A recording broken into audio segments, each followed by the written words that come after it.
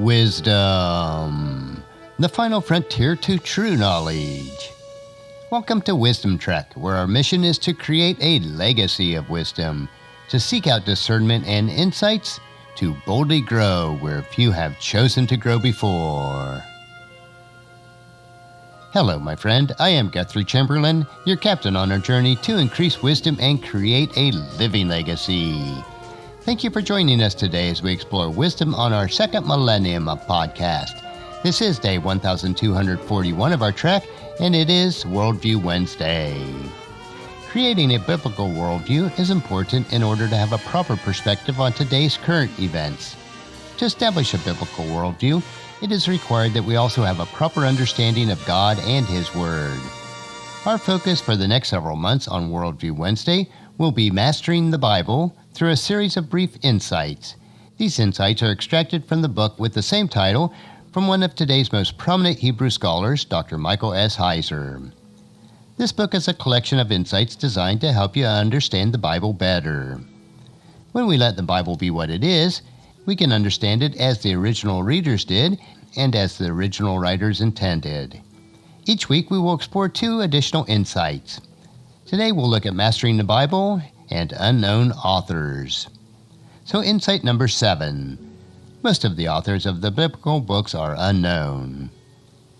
It goes without saying that understanding a book requires knowing who wrote it. This is especially true of nonfiction, where the author's background, political and religious views, and education help to frame what we are reading. Unfortunately, few ancient books, including the books of the Bible, specifically name their author. Most of the authorship problems as it relates to the Bible concerns the Old Testament. For example, we have no idea who wrote books like Judges, 1st and 2nd King, and 1st and 2nd Chronicles. These books never name an author. Even the books who bears the name of people are uncertain for the same reason. The books of 1st and 2nd Samuel never claim that Samuel wrote them. The same goes for Ruth, Esther, and Joshua. Some Old Testament books have a partially known authorship, but that means that parts of it are problematic. Psalms is a good example. The Psalm superscriptions were likely added long after the Psalms were composed, so they aren't really reliable indicators. Phrases like the Psalm of David are actually inconclusive, since the Hebrew phrase La David can mean by David, for David, or about David. The New Testament is less anonymous. For instance, the author of the book of Hebrews is unknown. Scholars argue about a few other books that claim authorship, such as 1st and 2nd Peter. But arguments contesting Peter's authorship are not at all conclusive. Since there are more than one James and John associated with the life of Jesus, there is some degree of ambiguity for the books bearing those names. Because authorship is uncertain, it is best in interpretation never to base an interpretation on a presumed author. Guessing at the author and then presuming the person's background as a part of interpretation is shaky strategy. Because of the lack of clarity, scholars have had to work to find clues in the books themselves that situate them in the flow of biblical history. Things like allusions to events outside of Israel, such as a battle, or an environmental catastrophe, such as a famine, or even natural disasters, such as an earthquake, are important clues. Even without the author, if scholars can situate a book in a specific historical context, the book can be coherently interpreted. For this reason, whenever you study a book of the Bible, it is wise to read a serious academic introduction to it that deals with the authorship, the settings, and questions of circumstance. You can't assume to know how to situate a book just by its title. And let's move on to the 8th insight, which is, the Bible is a product of its time. Saying the Bible is a product of its time takes us into the tricky, and for the most part mind-numbing, subject of biblical chronology.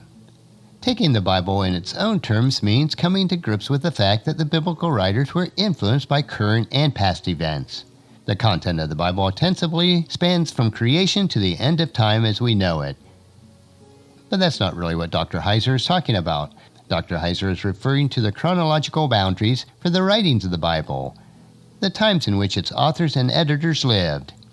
In round numbers, if one presumes Moses had a hand in writing any part or all of the Torah, the beginning of the biblical composition would have to occur in roughly 1050 BC.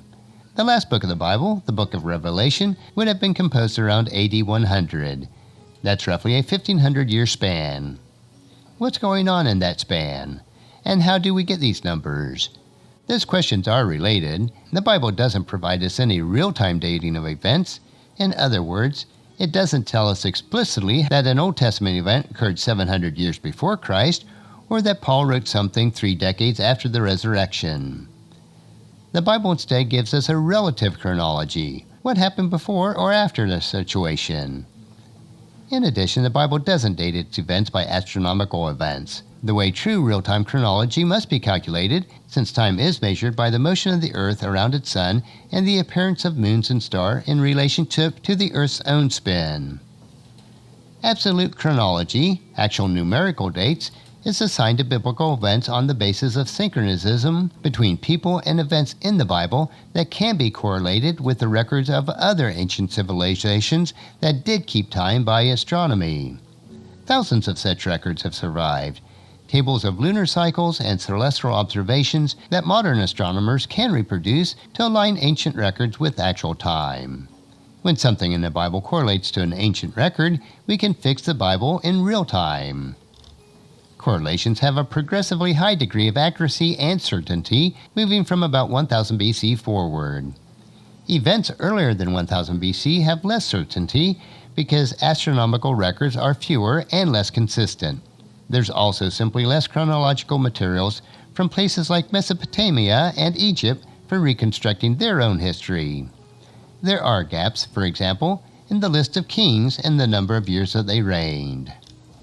Situating the Bible in real time allows biblical scholars to know how events in the Bible align with events in Egypt, Assyria, Babylon, Greece, Rome, and other civilizations.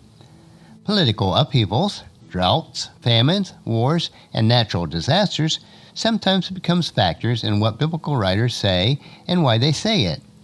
Time is, therefore, an important context for taking the Bible on its own terms. We should not neglect it. While knowing some of the authorships and the timeline events of the Bible helps us to understand certain aspects, they do not control the overriding purpose of the Bible, which is God's story of reconciliation to His fallen human family. There is a time for everything, as we are told in Ecclesiastes chapter 3, verse 1. For everything there is a season, a time for every activity under heaven. And that will conclude our lesson for this week on another 2 insights from Dr. Heiser's book, Mastering the Bible. Next Worldview Wednesday, we will continue with additional 2 insights. I believe that you'll find each Worldview Wednesday an interesting topic to consider as we build our biblical worldview. Tomorrow we will continue with our 3-minute humor nugget that will provide you with a bit of cheer, which will help you to lighten up and live a rich and satisfying life. So encourage your friends and family to join us and to come along with us tomorrow for another day of Wisdom Trek, Creating a Legacy. If you'd like to listen to any of the past 1,240 treks or read the Wisdom Journals, they are all available at wisdom-trek.com. And I encourage you to subscribe to Wisdom Trek on your favorite podcast player so that each day's trek will be downloaded to you automatically. And thank you so much for allowing me to be your guide, your mentor, but most importantly, I am your friend as I serve you through the Wisdom Trek podcast and journal each day. And as we take this trek of life together, let us always live abundantly, love unconditionally, listen intentionally, learn continuously, lend to others generously, lead with integrity, and then leave a living legacy each day. I am Guthrie Chamberlain, reminding you to keep moving forward, enjoy your journey, and then create a great day every day. See you tomorrow.